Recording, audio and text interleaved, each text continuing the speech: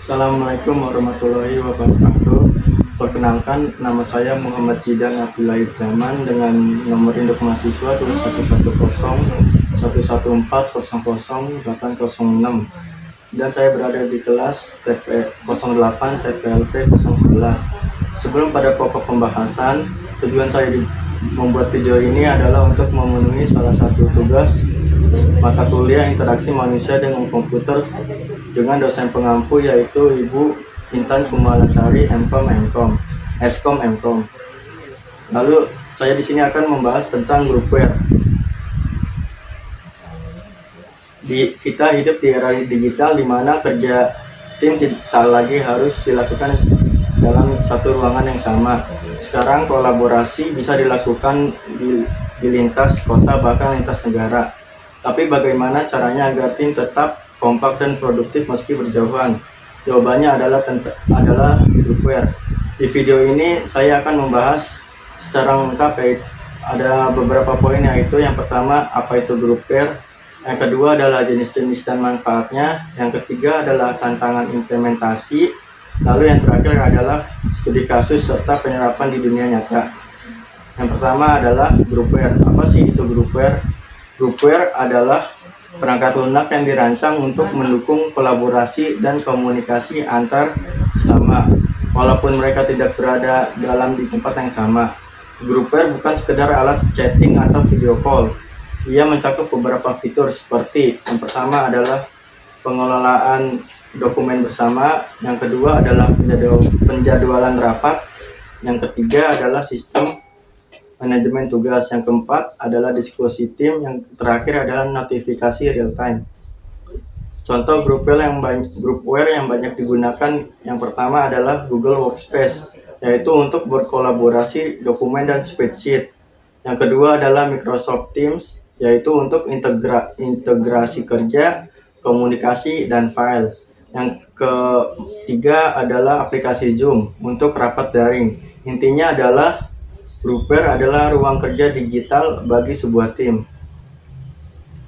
Lalu groupware dibedakan menjadi dua jenis yang utama, yaitu sinkronus dan asinkronus. Yang pertama adalah asynchronous groupware atau real time.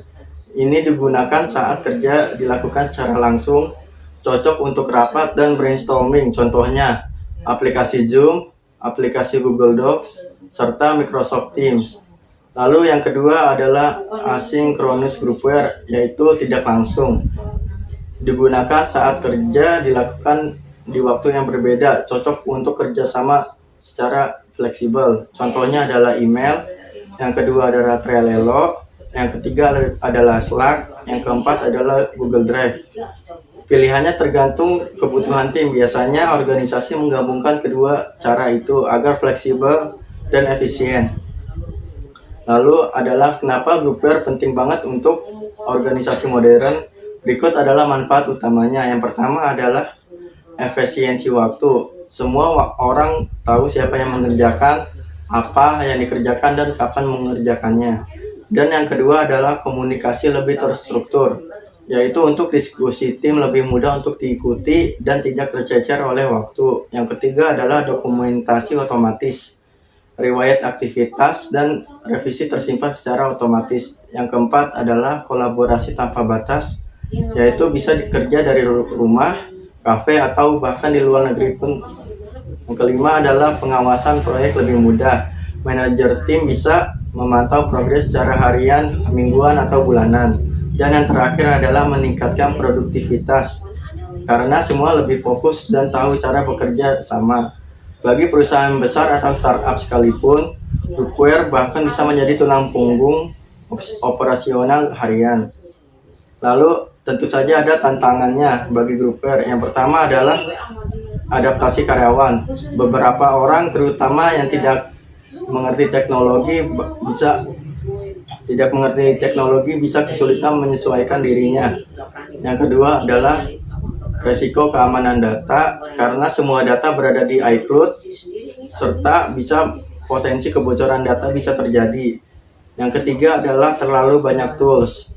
Kadang terlalu banyak aplikasi justru membingungkan karyawan itu sendiri. Yang keempat adalah kurangnya komitmen tim. Beberapa anggota tim tidak mungkin disiplin untuk mengupdate tugas atau mengerjakan tugas. Ya, tadi adalah tantangannya. Berikut adalah solusi yang bisa digunakan, yaitu yang pertama adalah adakan pelatihan, tutorial, dan beri waktu adaptasi bagi semuanya. Yang kedua adalah gunakan groupware yang memiliki enkripsi end-to-end dan autentifikasi 2 langkah. Yang ketiga adalah pilih maksimal 2-3 tools dan integrasikan jika memungkinkan. Yang terakhir adalah tetapkan aturan dan jadwal update yang jelas. Lalu yang terakhir adalah kita masuk dalam studi kasus. Dalam studi kasus, misal ada sebuah agensi digital marketing bernama Brightwave memiliki tim yang tersebar di 3 kota, yaitu Jakarta, Yogyakarta, dan Medan. Tim terdiri dari yang pertama adalah desainer, writer, media spesialis, dan project manager. Dan terbagi menjadi beberapa masalah. Yang pertama adalah banyaknya revisi desain yang tidak terdokumentasi. Yang kedua adalah deadline kampanye media sosial yang sering error. Yang ketiga adalah komunikasi hanya lewat WhatsApp. Lalu langkah untuk membenarkan studi kasus ini adalah yang pertama, manajer proyek memutuskan menerapkan groupware.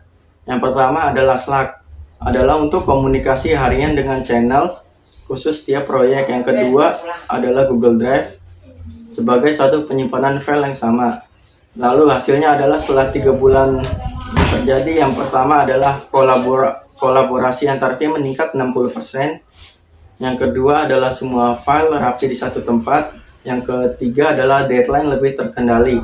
Yang terakhir adalah produktivitas tim naik secara signifikan.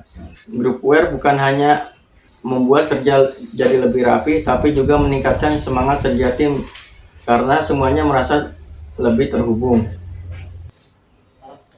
Sekian penjelasan tentang groupware dari saya. Mohon maaf apabila terdapat suara yang mengganggu dan ada kesalahan dalam penjelasan ataupun pengucapan.